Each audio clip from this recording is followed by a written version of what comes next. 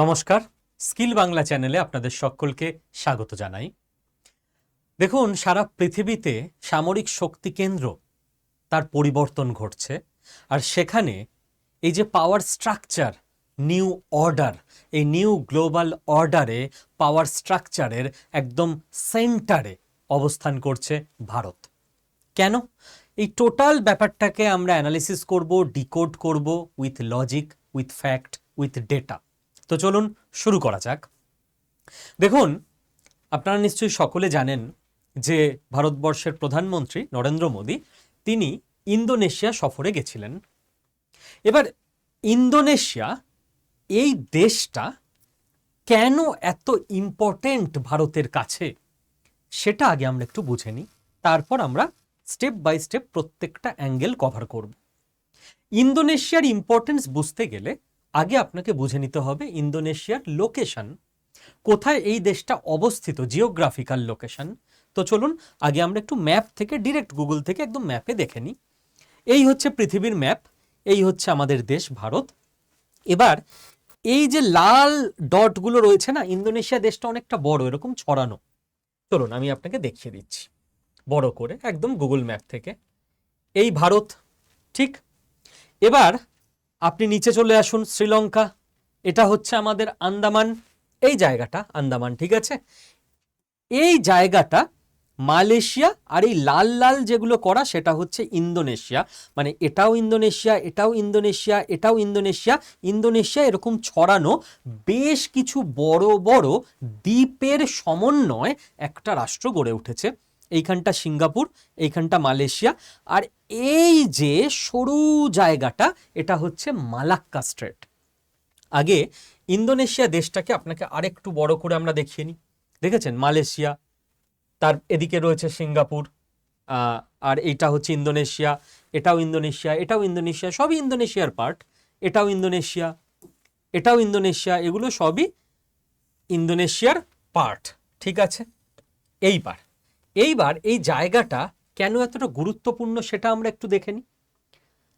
আমরা সবাই লাস্ট 3-4 মাসে, যারা কোনোদিন জিওপলিটিক্স জানতো না তারাও জেনে গেছে যে এটা হচ্ছে স্ট্রেট অফ হরমুজ, তাই তো। এখান দিয়ে প্রচুর তেল আসে, গ্যাস আসে ভারতের জন্য, সারা পৃথিবীর জন্য।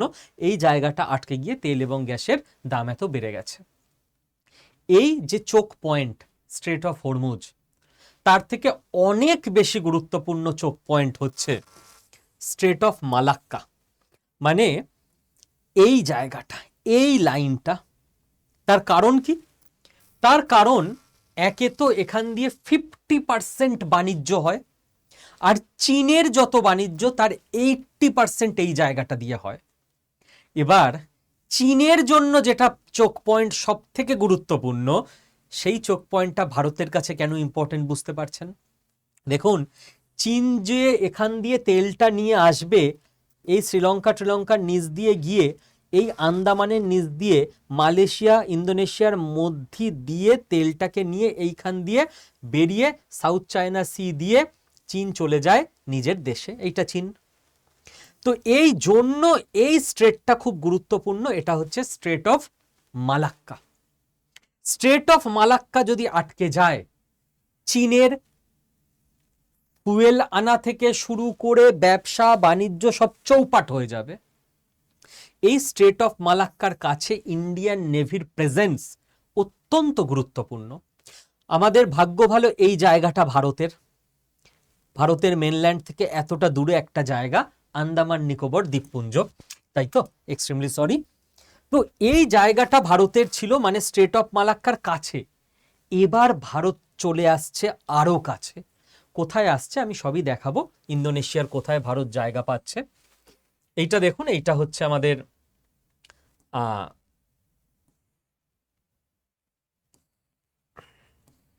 আমি দেখিয়ে দিচ্ছি একদম আন্দামান নিকোবর দ্বীপপুঞ্জ। আর এইখানে এই যে একদম ইন্দোনেশিয়ার মাথায় সাবাং বলে যে জায়গাটা রয়েছে, ঠিক আছে, এইখানে ভারতবর্ষ পোর্ট পাচ্ছে ইন্দোনেশিয়ার থেকে, বন্দর। তো ভারত এবং ইন্দোনেশিয়া একসঙ্গে এই বন্দরটাকে ডেভেলপ করবে, সবে শুরু।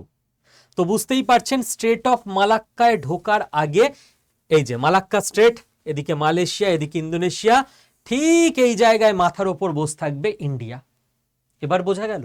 আপনারা অনেকে প্রশ্ন করতে পারেন যে স্যার স্ট্রেট অফ মালাক্কাকে বাইপাস করে চীন কি অন্য জায়গা থেকে নিজের তেল নিয়ে যেতে পারে না, এই নিচ দিয়ে এই রকম কোনো জায়গা দিয়ে এইখান দিয়ে ঘুরে ঘুরে নিয়ে যেতে পারে না? তার দুটো কারণ। এক তো ঘুরপথ হবে, খরচ হবে অনেক বেশি, সময় লাগবে অনেক বেশি।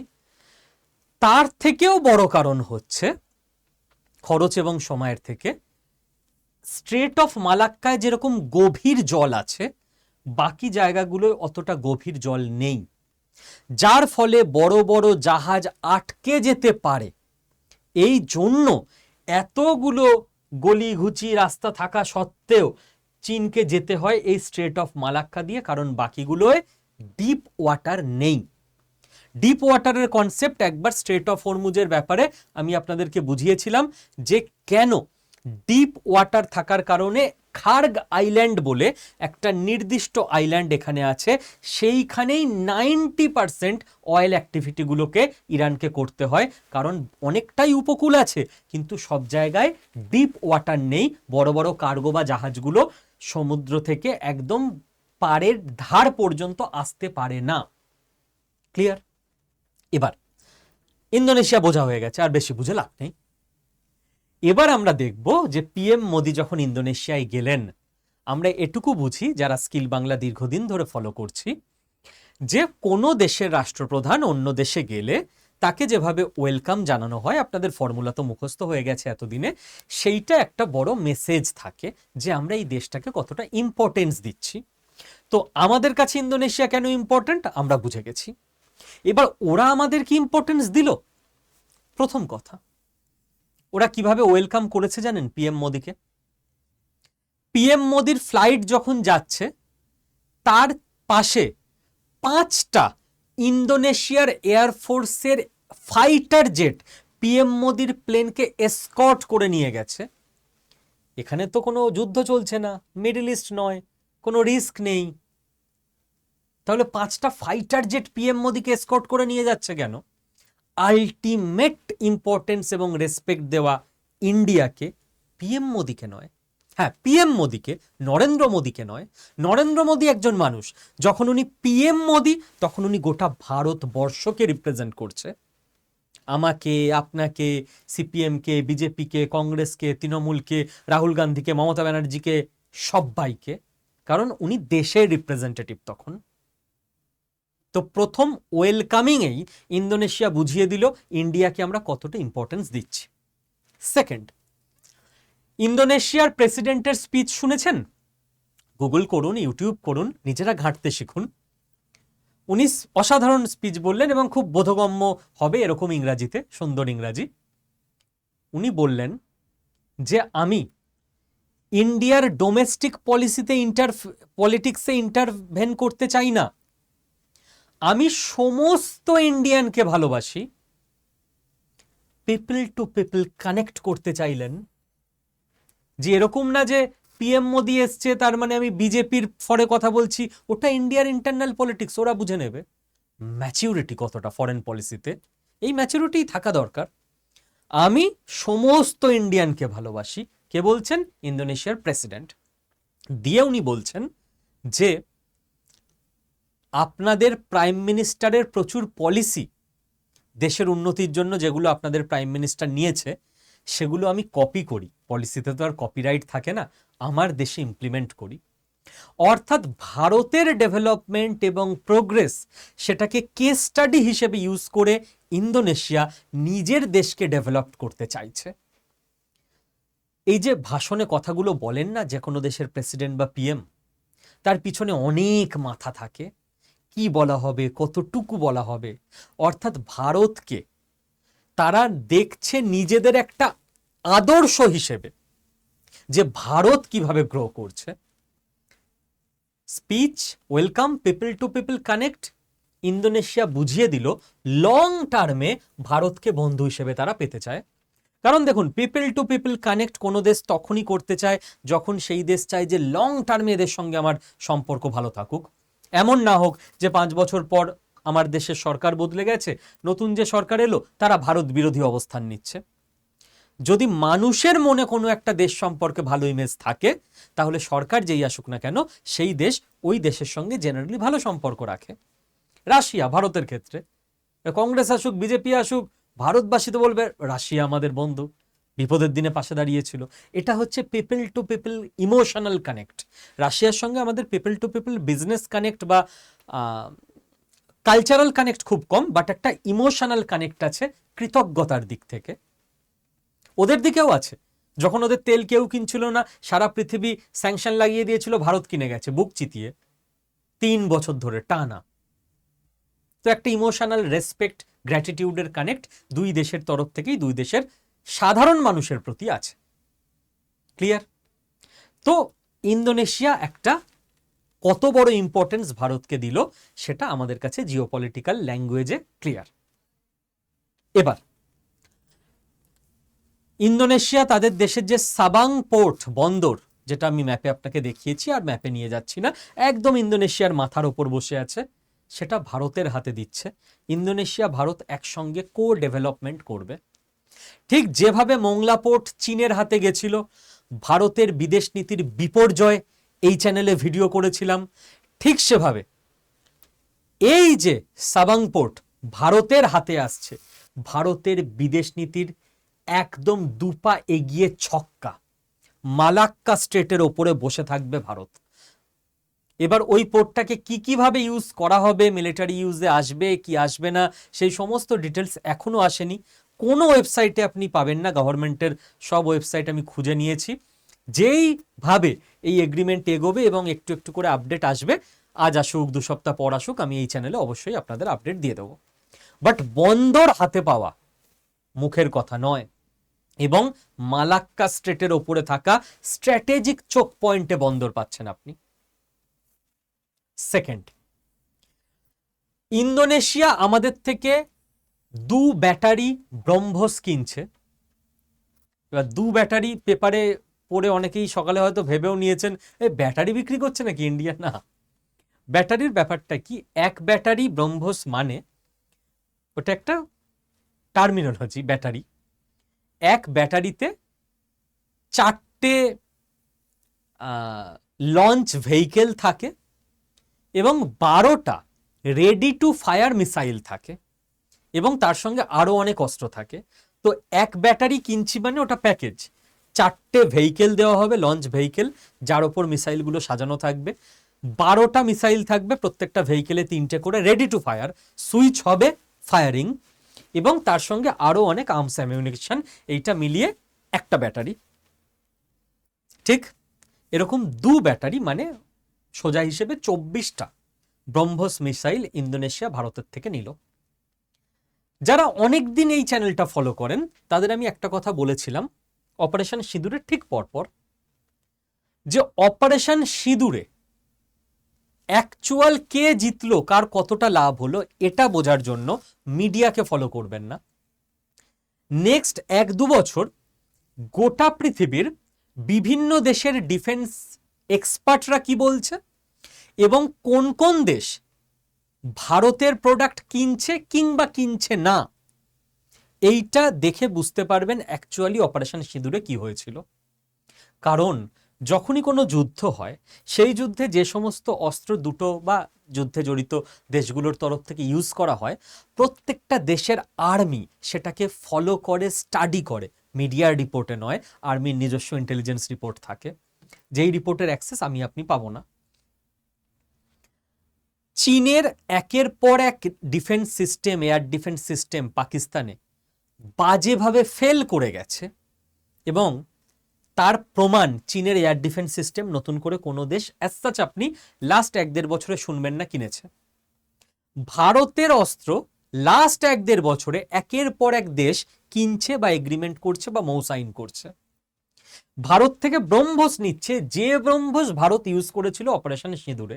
তাহলে ব্রহ্মস গিয়ে নিজের কোন পারফরমেন্সটা দেখিয়ে এসছে, এবং সারা পৃথিবীর ডিফেন্স এক্সপার্টরা যেটা প্রমাণ পেয়েছে বলেই সিদ্ধান্ত নিচ্ছে। তারা তো ফেসবুকের এআই ছবি দেখে সিদ্ধান্ত নেন না, তাই না? স্যাটেলাইট ইমেজ দেখে সিদ্ধান্ত নেন। তো বুঝতে পারছেন ব্রহ্মোস কি খেলাটা দেখিয়েছিল অপারেশন সিঁদুরে।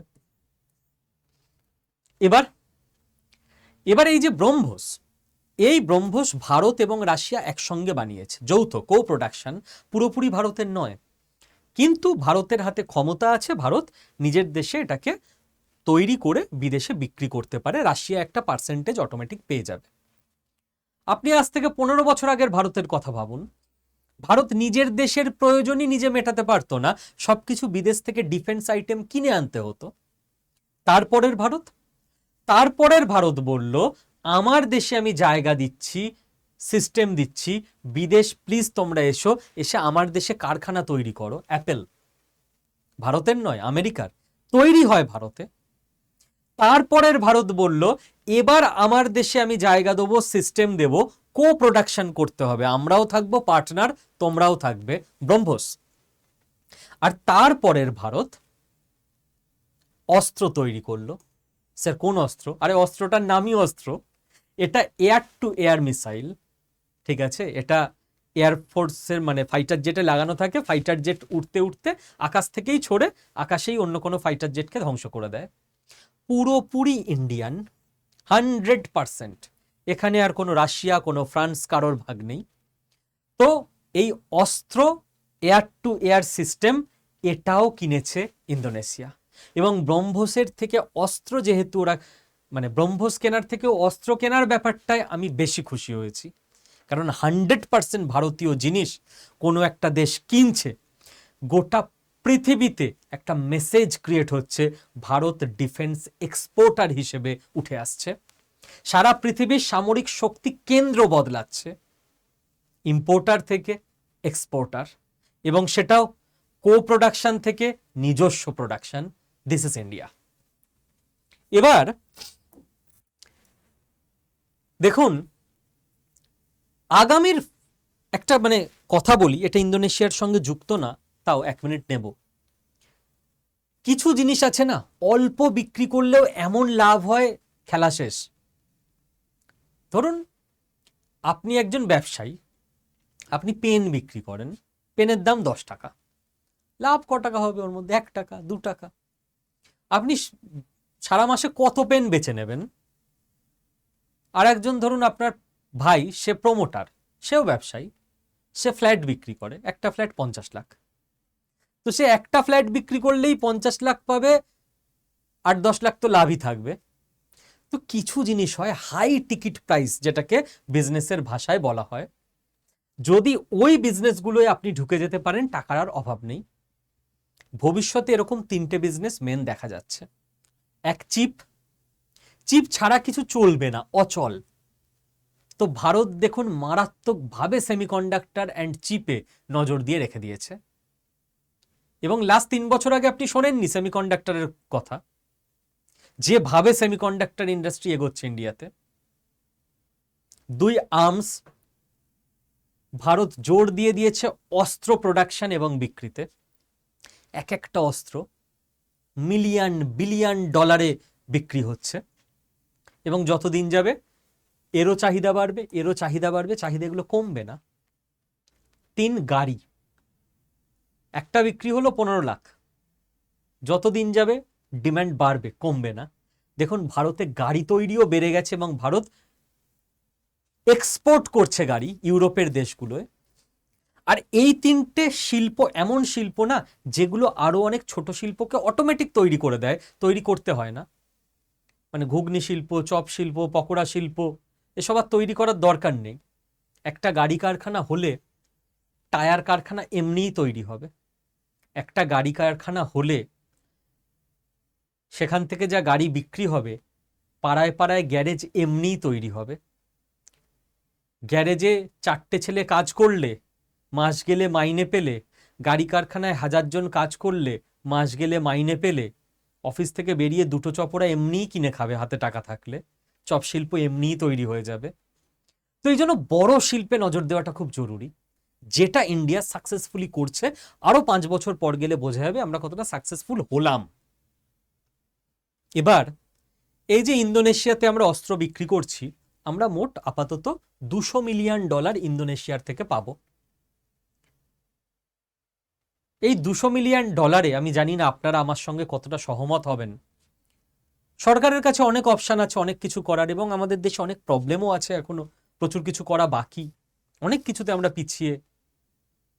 আমার সবসময় মনে হয় সরকার যদি টাকাটাকে ফ্রিবিজে না লাগিয়ে, ভাতাতে না লাগিয়ে 3টে জায়গায় লাগাতো না, দেশ আরো দ্রুত ডেভেলপ করে যেত।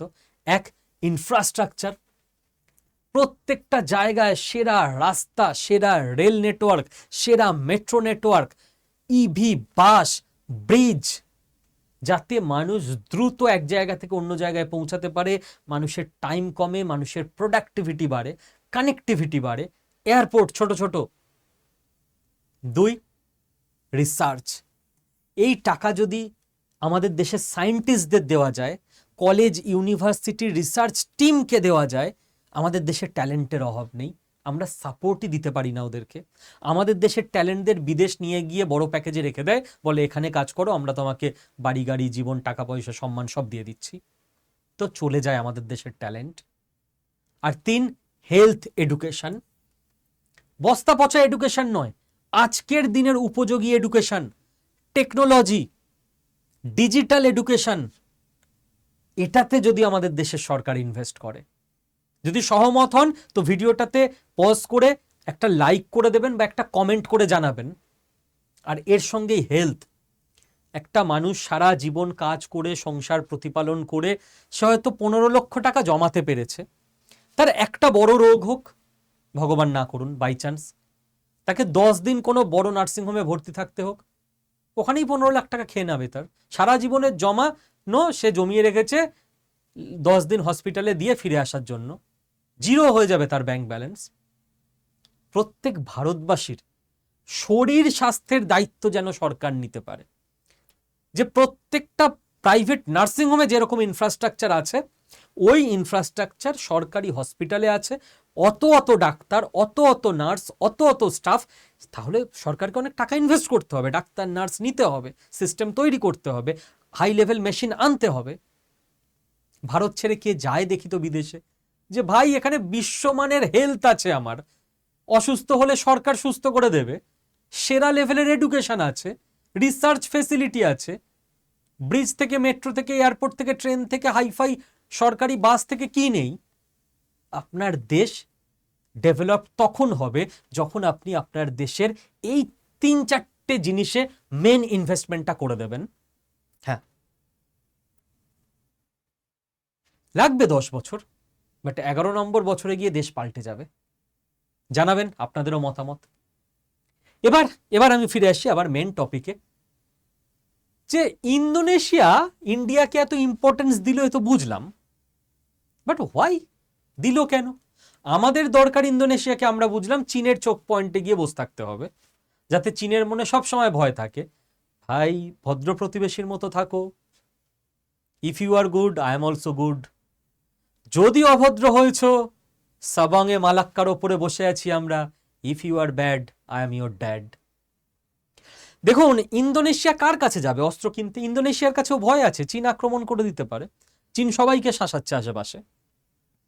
তো ইন্দোনেশিয়া মারাত্মকভাবে নিজের আর্মিকে রিডিজাইন, রিডেভেলপ করছে, এক্সপ্যান্ড করছে, নিজের এয়ারফোর্সকে গড়ে তুলছে। ইউএসএর কাছে যাবে? ইউএসএ প্রচুর দাম নেবে, 2-1টা জিনিস কিনেই ভিখারি হয়ে যাবে ইন্দোনেশিয়া। ইউএসএ জিনিস দেবে তো টেকনোলজি দেবে না, টেকনোলজি দেবে তো ফ্রিডম দেবে না, বলবে আমরা স্যাংশন লাগিয়ে দিতে পারি, তুমি এই অস্ত্র ওর এগেনস্টে ব্যবহার করতে পারবে না, আমাদের কাছ থেকে পারমিশন নিয়ে যেতে হবে। রাশিয়ার থেকে নেবে? কবে ইউএসএ স্যাংশন লাগিয়ে দেবে? সারা পৃথিবী রাশিয়ার ওপর স্যাংশন লাগিয়ে দিয়ে বসে থাকে। চীনের থেকে নেবে? একে তো চীনের জিনিসের গ্যারান্টি নেই, অপারেশন সিঁদুরে আবার প্রমাণ করে দিয়েছে ভারত পাকিস্তানের অবস্থা। সেকেন্ড, চীন তো নিজেই অ্যাটাক করতে পারে ইন্দোনেশিয়াকে, ইন্দোনেশিয়া সেই ভয় থাকে, চীনের থেকে আর কি নেবে? তো অপশন ভারত, রিলায়েবল, ট্রাস্টেড, দুমদাম মুড চেঞ্জ করে না, স্যাংশন লাগায় না, এত কম দামে এত ভালো জিনিস। চীন কম দামে দেবে, ভালো দেবে না, আমেরিকা ভালো দেবে, কম দামে দেবে না। তুই সমস্ত কিছু বিট করে একটাই অপশন পড়ে থাকে, দ্যাট ইজ ইন্ডিয়া। সেই জন্য ইন্দোনেশিয়া ইন্ডিয়াকে এতটা গুরুত্ব দিচ্ছে। ক্লিয়ার? প্রত্যেকটা জিনিসকে ইনডেপথ ভাবতে হবে, পরের লেভেলে যেতে হবে যে কেন দিচ্ছে গুরুত্ব, হোয়াই দিয়ে কোশ্চেন করতে হবে। এবার ভিডিওর লাস্ট পার্টে আমরা চলে এসেছি। ভিডিওর থাম্বনেলে দেখবেন একটা কথা লেখা আছে, ভারতের পাশে ইসরায়েল। ইসরায়েল কোত্থেকে এলো এসবের মধ্যে? ইসরায়েল এলো তার কারণ আরেকটা কাণ্ড ঘটে গেছে, সেটাও আমাদের জেনে নিতে হবে কি কাণ্ড ঘটেছে। জেডি ভ্যান্স, কে ইনি? আমেরিকার উপরাষ্ট্রপতি। ইনি সাংবাদিকদের বলছেন ইসরায়েলের ব্যাপারে যে আমি যদি ইসরায়েলের ক্যাবিনেট মিনিস্টার হতাম আমি এটা মাথায় রাখতাম। মানে ইসরায়েল আমেরিকাকে ভালো মতো ঠুকেছে, মৌখিকভাবে ধুয়ে দিয়েছে, যাকে স্টুডেন্টদের ভাষায় বলে। ওরা বলে স্যার ইসরায়েল ধুয়ে দিয়েছে। ধুয়ে দিয়েছে মানে তখন বুঝলাম যে এরকম ভাবে বলাকে ধুয়ে দিয়েছে বলে স্টুডেন্টরা। তো ঠিক আছে, তো ইসরায়েল আমেরিকাকে ধুয়ে দিয়েছে। আমেরিকা পাল্টা বক্তব্য রাখতে গিয়ে জেডি ভ্যান্স বলেছে যে আমি যদি ইসরায়েলের মন্ত্রী হতাম আমি খেয়াল রাখতাম যে পৃথিবীতে একমাত্র আমেরিকাই পড়ে আছে বড় পাওয়ারগুলোর মধ্যে, যারা ইসরায়েলকে সাপোর্ট করে তাদের সম্পর্কে তো এরকম কথা আমি বলতাম না, আর তো কোনো দেশ বড় পাওয়ার সাপোর্টই করে না ইসরায়েলকে। তো ইসরায়েলকে একটু অকাত বুঝিয়ে দিচ্ছিল আমেরিকা যে ভাই আছি তো আমরাই তোমাদের পাশে, খালি আবার আমাদের ওপরই চোটপাট নিচ্ছ। আর কোন দেশ আছে তোমাদের পাশে যে একটা গুরুত্বপূর্ণ শক্তি? ইসরায়েলের প্রধানমন্ত্রী নেতানিয়াহু তার রিপ্লাই করলেন, ভিডিও আছে দেখে নিতে পারবেন, যে হ্যাঁ আমেরিকা আমাদের সত্যি বন্ধু, আমরা রেসপেক্ট করি, ডোনাল্ড ট্রাম্প আমাদের গ্রেটেস্ট ফ্রেন্ড, আমরা পুরোটাই অ্যাকনলেজ করি, খুব ভদ্রভাবে বলেছেন। কিন্তু এটা সত্ত্বে ওদেরও মনে রাখা উচিত যে আর কিছু বন্ধু আমাদের আছে। A small country named India, 1.4 billion people live there. দিয়ে উনি পুরো ব্যঙ্গ করে বললেন যে আমাদের একটা বন্ধু আছে, একটা ছোট্ট দেশ ভারত, 140 কোটি লোক থাকে ওখানে। তো ওই ছোট্ট দেশ ওটা, এবং তারপর ওই 140 কোটি লোকের দেশ, আলাদাই ওই স্যাভেজ রিপ্লাই যাকে বলে। এবং ভারত যে সারা পৃথিবীতে আমেরিকার অল্টারনেটিভ পাওয়ার হতে পারে এটাকে ইসরায়েল রেকগনাইজ করছে। কারণ জেডি ভ্যান্স কি বলেছিল, আর কোন গুরুত্বপূর্ণ শক্তি তোমাদের পাশে আছে? নেতানিয়াহু বলছে ইন্ডিয়া, সারা পৃথিবীর সব থেকে পপুলাস কান্ট্রি, আজকের দিনে দাঁড়িয়ে গুরুত্বপূর্ণ শক্তি, তারা আমাদের পাশে আছে। তো ইসরায়েল, আপনি বলবেন স্যার ভিডিওতে আপনার অন্য কথা লেখা উচিত ছিল থাম্বনেলে, যে ইসরায়েলের পাশে ভারত। ইসরায়েলের পাশে ভারত তো আছে, আর এটাকে জেডি ভ্যান্সের রিপ্লাই হিসেবে বলে নেতানিয়াহু এটা প্রমাণ করে দিলেন যে ইসরায়েল এবং ইসরায়েলের প্রধানমন্ত্রী ভারতের এই বন্ধুত্বটাকে কোন লেভেলে অ্যাকনলেজ করে, সেলিব্রেট করে, ইম্পর্টেন্স দেয়। সেই জন্য আমি বলছি ভারতের পাশেও আছে ইসরায়েল, না হলে তারা ওই লেভেলে অ্যাকনলেজ করতো না যখন আমেরিকার উপরাষ্ট্রপতির সঙ্গে বাক্যবান চলছে, তর্ক চলছে, কথা কাটাকাটি চলছে। এবং নেতানিয়াহুর এই চাপের পর প্রথমে জেডি ভ্যান্সকে পাঠিয়েছিল ট্রাম্প, যা তুই গিয়ে বল, হ্যাঁ আমাদের উপর কথা বলছো, আমরা ছাড়া কে আছে তোমার পাশে। নেতানিয়াহু তো নিজের স্টাইলে খেলে দিল। দিয়ে ট্রাম্প বাবা জীবন কি করবে, ট্রাম্প বাবা জীবন ইরানে আবার অ্যাটাক করে দিয়েছে। কালকে অ্যাটাক করে বলে দিয়েছে যে আমি মানি না সিজ fire, it's over for me. Trump পুরোপুরি এখন ইসরায়েলি লবির কন্ট্রোলে। ট্রাম্পের জামাই ইভাঙ্কা ট্রাম্পের হাজবেন্ড, ইভাঙ্কা ট্রাম্প প্রচণ্ড ইনফ্লুয়েন্সিয়াল ট্রাম্পের বাকি ছেলে মেয়েদের মধ্যে। এবং তার যে জামাই কুসানের, তার জামাই পাকিস্তানে এসছিলেন আমেরিকার যে শান্তি চুক্তি, আমেরিকা ইরানের সেই শান্তি চুক্তিতে। তো কতটা ইম্পর্টেন্ট পার্সোনালিটি ভাবুন, আমেরিকার রিপ্রেজেন্টেটিভ হয়ে শান্তি চুক্তিতে আসছেন। এবং এই যে জারেড কুশনের, ট্রাম্পের জামাই, এ ইহুদি ইসরায়েলি, এবং ইহুদিরা ইসরায়েলিরা নিজের দেশ ছাড়া কিচ্ছু বোঝে না, সর্বপ্রথম দেশের ওপর কিচ্ছু নেই। তো জামাইয়ের লবির পুরোপুরি কন্ট্রোলে ট্রাম্পের ক্ষমতা নেই যতক্ষণ না বেঞ্জামিন নেতানিয়াহু হ্যাঁ বলবে ততক্ষণ এই যুদ্ধ থামানোর। একথা আমি 3-4 বার আগেও বলেছি লাস্ট 1 মাসে। ট্রাম্প অগত্যা ইরানের ওপর আবার অ্যাটাক করলো। এবং এই সব কিছুর মধ্যে মুখ পুড়ছে পাকিস্তানের। আমাদের দেশের কিছু লোকজন লাফাতে শুরু করে দিয়েছিল, পাকিস্তান শান্তি চুক্তি করে দিল, পাকিস্তানের কত সম্মান হয়ে গেল সারা পৃথিবীতে, ইন্ডিয়া কিছু করতে পারলো না। ওয়েট, জিওপলিটিক্স এত বছর ধরে পড়াচ্ছি, হঠাৎ করে ফেসবুকে 1 মাস জিওপলিটিক্সের ওই কমেন্ট সেকশনে চর্চা করে জ্ঞান বাড়েনি। জিওপলিটিক্স পড়তে হয়, বুঝতে হয়, তার প্যাটার্ন ডিকোড করতে হয়। প্রথম দিন থেকে বলেছিলাম, যদি ভারত দেখতো যে এখানে এই মুহূর্তে সমঝোতার সামান্যতম অপশন রয়েছে, অপরচুনিটি রয়েছে, ভারতের মধ্যে ঢুকে যেত। ভারত দেখে নিয়েছিল দুটো মাতাল চূড়ান্ত মদকে রাত্রিবেলা মারামারি করছে, এদের কেউ বোঝার মতো অবস্থায় নেই, এদের বোঝাতে গেলে নিজেরই আরো মান সম্মান নষ্ট হবে। তো ভারত চুপচাপ পাশে বসে রয়েছে। হ্যাঁ, নিজের সেফটি সিকিউরিটি মেনটেন করে মাতালগুলো যদি আমাদের দিকে আসতে চেষ্টা করে, দুমদুম করে 2 থাপ্পড় মেরে আবার ওদিকে ফাটিয়ে দেবো, যা গিয়ে মারামারি কর। কিন্তু এই যদি দুজন নর্মাল মানুষ মারামারি করছে, ঝগড়া করছে, বাট মদ্যপ অবস্থায় নেই, ভারত গিয়ে ইজিলি বোঝাবে, দাদা শুনুন, আমার কথা শুনুন, তারা শোনার মতো অবস্থায় আছে। তো এটাকে রিড করতে পারা একটা এক্সপেরিয়েন্সের ব্যাপার, যেটা পাকিস্তান পারেনি, যেটা ভারত পেরেছে। এবার ভারতে থাকা কিছু মানুষ, অদ্ভুত ব্যাপার, তারা ভারতের বিদেশ নীতির সাফল্যে দুঃখিত হয়, কেন জানি না। যাই হোক, এরপর ফিউচার কি? এরপর ফিউচার পাকিস্তানের তো সারা পৃথিবীতে ঢোল বেজে যাচ্ছে, কি শান্তি চুক্তি করালো, 2 দিন থাকছে না শান্তি চুক্তি। ইউএস আর্মি ইরানে গ্রাউন্ড ইনভেশন করতে পারে। স্যার কেন বলছেন এ কথা? বিশাল বড় কথা বলছি এটা। ইউএস এর আর্মি ইরানের মাটিতে নামতে পারে, সামনাসামনি গুলির লড়াই।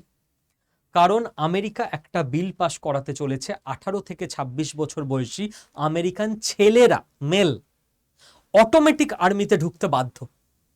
এবং মনে করা হচ্ছে আমেরিকা ইরানে গ্রাউন্ড ইনভেশনের জন্য নিজের আর্মিকে রেডি করছে, যে ওয়াক্ত আ গয়া, এবার তো গ্রাউন্ড ইনভেশনই করতে হবে, এছাড়া কোনো উপায় দেখছি না। তার জন্য আমেরিকা নিজের আর্মির নাম্বার বাড়াচ্ছে, পার্সোনালদের, যে ট্রেনিং দাও 6 মাস ইয়াং ছেলেদের, হাতে বন্দুক দাও, আর্মির ইউনিফর্ম দাও, যাও ইরানে লড়তে হবে দেশের জন্য, গিয়ে গুলি খেয়ে মরে পড়ে থাকো। এবার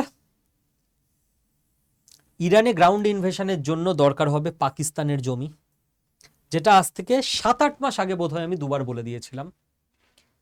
যতক্ষণ না পুরোপুরি ফল অফ ইরান হচ্ছে, ততক্ষণ আমেরিকা পাকিস্তানকে বিশাল তোয়াজ করে চলবে।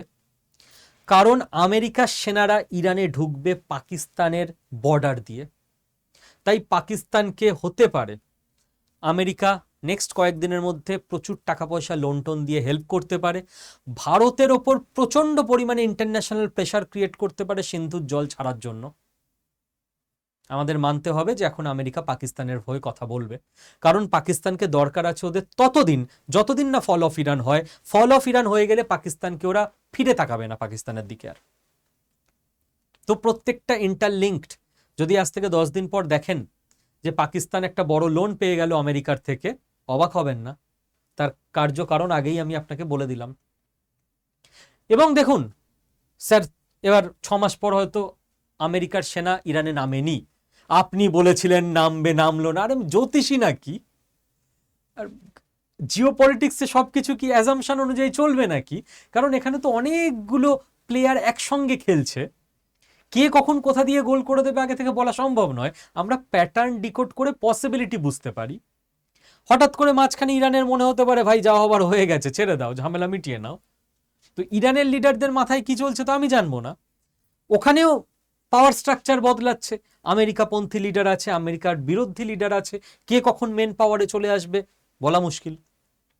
বেঞ্জামিন নেতানিয়াহুর মনে হতে পারে অনেকটাই হলো, এবার ছেড়ে দিয়ে আবার 10 বছর পর ইসরায়েলের যে প্রধানমন্ত্রী থাকবে সে আবার বাকিটা বুঝে নেবে, থেমে যেতে পারে। হতে পারে ইন্ডিয়া মিডিয়াকার ভূমিকায় চলে এলো আলোচনায়। ইন্ডিয়া তখনই আসবে যখন ইন্ডিয়া এটা ফিল করবে যে আমেরিকা এবং ইরান দুটো দেশই বোধবুদ্ধি সম্পন্ন লিডারদের রেখে দিয়েছে নেগোসিয়েশন করার জন্য, ইন্ডিয়া তখনই ঢুকবে। যে ডোনাল্ড ট্রাম্পের মতো পাগলাটে সিদ্ধান্ত আর ইন্ডিয়া ঢুকে গেল নেগোসিয়েশন, ইন্ডিয়া কোনোদিন করবে না। কারণ ইন্ডিয়ার লং টার্ম রেপুটেশন নষ্ট হবে, যে কি নেগোসিয়েশন করালে দুদিন পর পর সিজফায়ার ভেঙে যায়। এরকম অনেক কিছু ঘটতে পারে। তো সেই অনুযায়ী অবস্থা চেঞ্জ হতে হতে যাবে, বোঝা গেল। আর বেশি কিছু তেমন বলার নেই, কয়েকটা জিনিসই বলবো। আবার অ্যাটাক করে দিয়েছে আমেরিকা ইরানে, তার মানে লং টার্ম ধরে 3.5 মাস ধরে বলে আসছি ভারতবর্ষের কুকিং সেগমেন্ট চেঞ্জ করতে হবে। আপনারা অনেকে করেও ফেলেছেন, একটু কমেন্টে জানাবেন কারা কারা করেছেন। আমাদের মেন ফোকাস শিফট করতে হবে ইন্ডাকশনে, মাইক্রোওয়েভে। এবং সরকার, এটা আমরা করতে পারি। আর সরকার কি করতে পারে? PNG, pipe natural gas. PNG আগামী কয়েক সপ্তাহের মধ্যে লিখে রাখুন, এয়ারপোর্ট এরিয়া থেকে বারুইপুর এরিয়া অবধি প্রত্যেকের বাড়িতে পৌঁছে যাবে।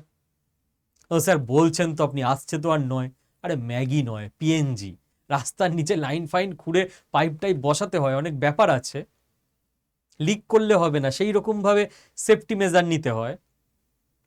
তো গ্যাসের দাম বা গ্যাসের ওপর রেস্ট্রিকশন কমেছে, রেস্ট্রিকশন উঠেছে, আবার লাগতে পারে, get ready for that. 2, car petrol diesel আপাতত ঠিক আছে, আবার প্রবলেম হতে পারে, গেট রেডি ফর দ্যাট। আস্তে আস্তে আমাদের শিফট করতে হবে, এটা তো রান্নার মতো দ্রুত করা সম্ভব নয়, ইভিতে। ইভি ছাড়া অপশান নেই। এবং যাতে ইলেকট্রিক বিলটাও আবার সাধ্যের মধ্যে থাকে, তার জন্য পার্সোনাল লেভেলেও যার যার পক্ষে সম্ভব যেতে হবে সোলারে, আর গভর্নমেন্ট লেভেলেও যেতে হবে সোলার, উইন্ড, হাইড্রো ইলেকট্রিকে। ইনভেস্টমেন্ট, আপনারা যে যেখানে ইনভেস্টমেন্ট করেন, স্যার মার্কেট তো পড়ে যাবে। মার্কেট কখনো একসঙ্গে সব কিছু পড়ে না। মার্কেট পড়ছে মানে কোনো না কোনো জায়গায় উঠছেও। আজকের ভিডিওই আপনি যদি ঠিকভাবে দেখে থাকেন, বোঝেননি যে ইভি সেক্টর উঠবে, ডিফেন্স সেক্টর উঠবে, সেমিকন্ডাক্টর সেক্টর উঠবে, লিখেই দিয়েছিলাম ভারত ফিউচারে কোন 3টে দিকে নজর দিচ্ছে। ব্যাস। তো আপনার ইনভেস্টমেন্টকে আস্তে আস্তে গ্রোয়িং সেগমেন্টের দিকে নিয়ে যেতে হবে। গ্রোয়িং সেগমেন্টের কোন কোন কোম্পানিতে আপনি টাকা লাগাবেন, কি করে কোম্পানি বিচার করবেন ফাইন্যান্সিয়াল স্টেটমেন্ট দেখে, অ্যাপে ভিডিওতে টোটাল বাংলায় বুঝিয়ে দিয়েছি আপনাদেরকে। জিওপলিটিক্যাল নলেজ থেকে নিজের ইনভেস্টমেন্টে কিছু পার্সোনাল গেইন করুন, লাভ করুন। তার জন্য সাপোর্ট দেওয়ার জন্য আছি আমি, স্কিল বাংলা টিম আছে। আগে আপনাদের প্রথমে হিন্দি ভিডিও দেওয়া হয়েছিল, যারা ফিনান্স যে কোর্স আমাদের স্টক মার্কেট সেখানে এনরোল করিয়েছেন। তারপর আমি আস্তে আস্তে বাংলা ভিডিও দিতে শুরু করেছি, হিন্দি ট্রান্সলেটেড পুরো, প্রত্যেকটা চ্যাপ্টার ধরে, টপিক ধরে। চ্যাপ্টার 1, 2, 3, 4, 5 পুরো কমপ্লিট আমার বাংলা দেওয়া। চ্যাপ্টার 6 বাংলা দেখবেন 3টে ভিডিও আপলোড হয়ে গেছে। চ্যাপ্টার 10 অবধি আছে পুরো সিলেবাস। তো বাকিগুলো দিতে আর কদিন লাগবে, দিয়ে দেবো রোজ একটা দুটো করে। আপনাদের এই কোর্সের মধ্যে মাইন্ড ম্যানেজমেন্ট দিয়ে দিয়েছি আমি। আপনাদের এই কোর্সের মধ্যে যাতে শরীর সুস্থ থাকে, আমি যোগা কোর্স দিয়ে দিয়েছি ফ্রিতে। শুনে রাখুন, 10-15 দিনের মধ্যে আর একটা যোগা কোর্স আপনাদেরকে ফ্রিতে দেওয়া হবে, যারা স্টক মার্কেট কোর্সে এনরোলড আছেন বা এনরোল করছেন। এটার একটু বড় যোগা কোর্স হবে, 3 মাসের। একবার যার হাত আমি ধরি, যাদের হাত ধরি, যারা এনরোল করেছেন আমাদের এখানে, তাদের হাত আমি ছাড়ি না। আপনাকে সুস্থ রাখাও আমি মনে করি আমার দায়িত্ব, যারা আমাদের স্কিল বাংলা পরিবারের সঙ্গে যুক্ত আছেন। 12টা মতো কিউএনএ সেশন আমি নিয়েছি, রবিবার করে সকালে 11টায় কোশ্চেন আনসার। ওখানে লাইভ দেখিয়েছি কোন স্টককে কি করে খুঁজতে হয়, গুগলের গিয়ে কোথায় কোথায় কিভাবে যেতে হয়, এখানে ইউটিউবে বলছি না। আরো আপনার কাছে 5-7টা লাইভ কিউএনএ সেশন এই মাসের মধ্যে আসবে, যারা স্টক মার্কেট কোর্সে এনরোলড আছেন বা এনরোল করছেন। স্টক মার্কেট কোর্সের লাস্ট অ্যাপের ভিডিওতে আপনারা অনেকে বলেছিলেন, স্যার এআই দিয়ে কি করে স্টক সিলেকশনে সুবিধা হবে, ফিউচার বুঝতে পারবো স্টকের, সেইটার কয়েকটা ক্লাস দিয়ে দিন। তো এআই এর ক্লাস আসছে স্টকের মধ্যে ফ্রিতে। লোন অ্যান্ড ডেট ম্যানেজমেন্টের ভিডিও আমি পুরো একটা গোটা মডিউল দিয়ে দিয়েছি বাংলা ভাষায়। বলেছিলাম আপনাদের এই কোর্সে স্টক মার্কেট শেখানো হবে, এছাড়া আরো ফিনান্সের কত কিছু যে এক্সট্রা দিয়ে দিয়েছি এবং দিতে থাকবো, এগুলো দিতে থাকবো, তারই হত্যা নেই, ওটা আমি এক্সট্রা করে থাকি সব ব্যাচেই। ফাইন্যান্সিয়াল ম্যানেজমেন্ট এর পুরো কিউএনএ সেশনের মধ্যে আলোচনা করে দেওয়া আছে। কত টাকা সেভিংসে রাখবেন, কত টাকা ফিক্সড ডিপোজিট রাখবেন, ইন্স্যুরেন্স কিভাবে করবেন, প্রায়োরিটি কিভাবে সাজাবেন, এবং পিটিআই পার্ট টাইম ইনকাম, কোন কোন ওয়েবসাইটে পার্ট টাইম কাজ পাবেন, পার্ট টাইম ইনকাম করে কিভাবে নিজের ইনকাম বাড়াবেন, সেই পুরো জিনিসপত্রগুলো আমি পিডিএফও দিয়ে দিয়েছি ওয়েবসাইটের নামটাম নিয়ে, সব কিউএনএ সেশনের মধ্যে দেওয়া আছে। তো আপনি যাতে শারীরিকভাবে ভালো থাকেন, মাইন্ড মাস্টারি যাতে মানসিকভাবে অ্যাক্টিভ থাকেন, স্টক মার্কেটে ইনভেস্ট করবেন তার আগে যাতে আপনার পার্ট টাইম ইনকাম ঠিকঠাক আসে, সেই ইনকামটার ফাইন্যান্সিয়াল ম্যানেজমেন্ট যাতে ঠিকঠাক করতে পারেন, কোনো জায়গায় লোন বা ধার থাকলে সেটা যাতে তাড়াতাড়ি ঠিক পদ্ধতিতে মিটিয়ে ফেলতে পারেন তার গাইডলাইন, এবং তারপর হিন্দি বাংলা দুটো ভাষাতেই কিভাবে কোন কোম্পানির স্টক সিলেক্ট করবেন, কোথায় ইনভেস্ট করবেন, টোটাল রূপরেখা তৈরি করে দিয়েছি এবং দিতে থাকবো। ঠিক আছে? তো যারা ইন্টারেস্টেড এখনো, কারণ এটা খুব কম দিনই আর থাকবে, তারপর আমি ফুললি অফ করে দেবো এই কোর্সে এনরোলমেন্ট, কারণ অনেক স্টুডেন্ট ভর্তি হয়েছে, আমার সামলাতেও অসুবিধা হচ্ছে, সামলে নিয়ে আবার বছর দেড়েক পর ভাববো। ঠিক আছে? এটা আমার পার্সোনাল টিমের ফোন নাম্বার 9650634247। যারা এনরোল করবেন ভাবছেন তারা এখনই কল করে নিন, আপনার মনে আরো যা যা জিজ্ঞাস্য আছে সব জেনে বুঝে নিয়ে তারপর এনরোল করুন। ঠিক আছে? কলটা করে নিন এখনই, পরে করবেন না, পরে আর হয়তো যখন করবেন তখন হয়তো সুযোগ পাবেন না, যে যখন এই ভিডিওটা দেখছেন। আর যেই মুহূর্তে আপনার এনরোল করা হয়ে গেল আমার টিম আপনাকে গাইড করে দেবে এনরোল প্রসেসে। সঙ্গে সঙ্গে আমাদের যেহেতু রেকর্ডেড ভিডিও দেওয়া আছে, আপনাকে ওয়েট করতে হবে না, সঙ্গে সঙ্গে আপনি ভিডিও দেখতে পাবেন। আড্ডা 24/7 অ্যাপে চলে যাবেন, আমার টিম বলে দেবে, তাও আমি বলে দিচ্ছি। মাই কন্টেন্টে ক্লিক করবেন, ভিউ অল কন্টেন্টে ক্লিক করবেন, এরপর ভিডিওতে ক্লিক করবেন, দেখবেন একটা ছোট হাতের স্টক মার্কেট আছে, এটাই হিন্দি ক্লাসগুলো আছে, আর একটা দেখবেন বড় হাতের স্টক মার্কেট বলে ফোল্ডার আছে, এটাই বাংলা ক্লাসগুলো আছে, দেখতে শুরু করে দিন। ওকে, পুরোটা বুঝিয়ে দিতে পারলাম, আশা করি কনসেপ্ট পুরো ক্রিস্টাল ক্লিয়ার। থ্যাংক ইউ, ভালো থাকবেন প্রত্যেকে।